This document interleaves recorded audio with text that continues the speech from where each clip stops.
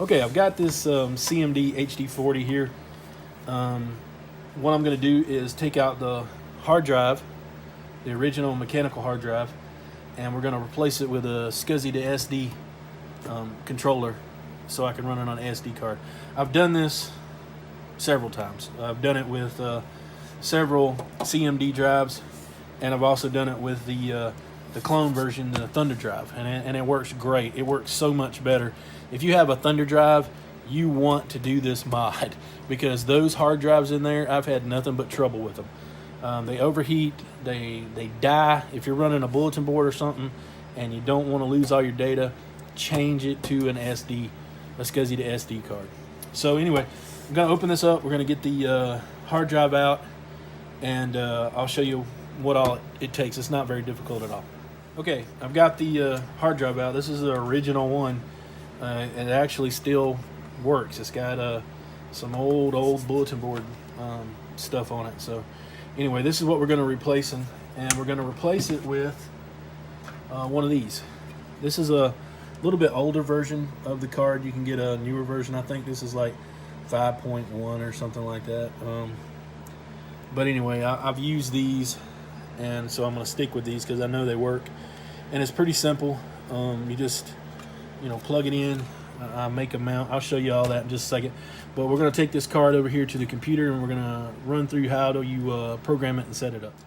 Okay, so we're going to set up and program the SCSI2SD device. You need to go online, and you can just do a Google search for it. It's a SCSI2SD utility. It's for flashing and programming. You need to download that, and you also need to download the firmware. I use the 4.8 firmware. I don't know if there's a more recent. I use this one because I know it works. So that's why I do it. And all you got to do is plug in your USB to the little USB port here on the SCSI2SD card. Open up the SCSI2SD utility. First thing you're going to want to do is update the firmware. So go to File, Upgrade Firmware, and then choose the 4.8. It's gonna upgrade the firmware. It'll tell you if it does it successfully. Did it? Okay, then we'll go to device 1. All right, now you got to make sure your SCSI ID is 0, and I have enable SCSI target checked. It's a hard drive because we're setting it up as a hard drive for that CMD.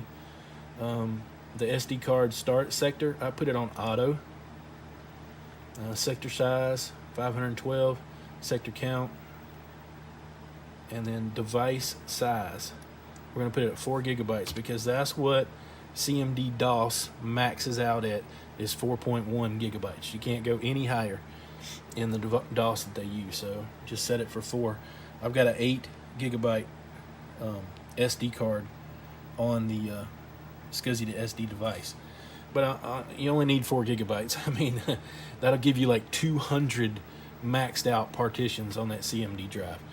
You'll never use that many. Okay, so then we everything else stays stock. I leave it that way.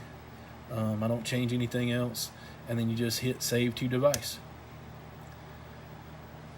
It doesn't take long. You can see the activity light showing that it's doing its job there.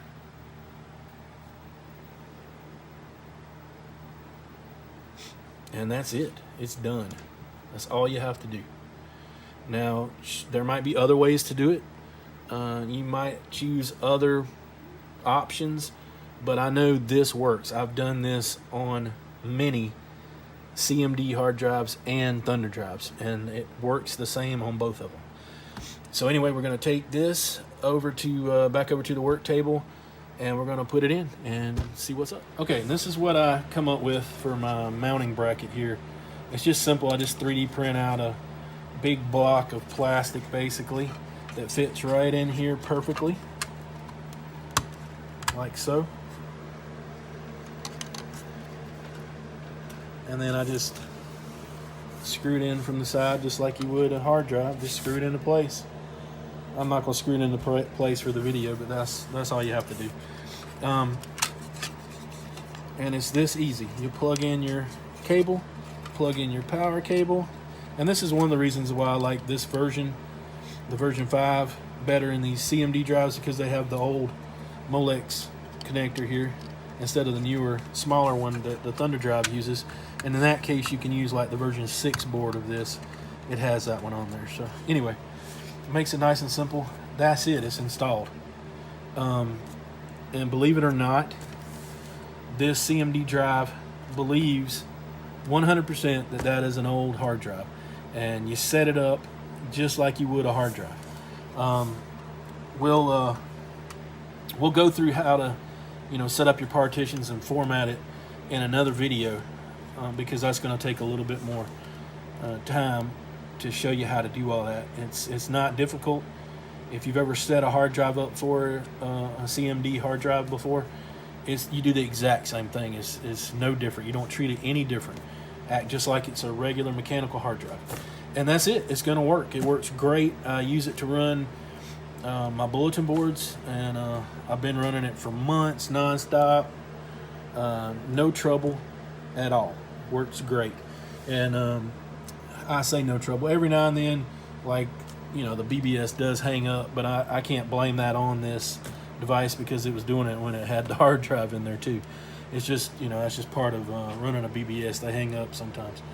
But yeah, I'm happy with it. This works great, and especially in the Thunder Drive, because those hard drives, the mechanical hard drives and the Thunder Drives, they run so hot, and this doesn't. It's perfectly cool. So you've eliminated all the heat that used to be in these drives, and you extend the life of it. And I mean, I just think these old CMD hard drives are just beautiful. These things are gorgeous. I wish I had 100 of them, but they're awesome, and it works great, and simple to do.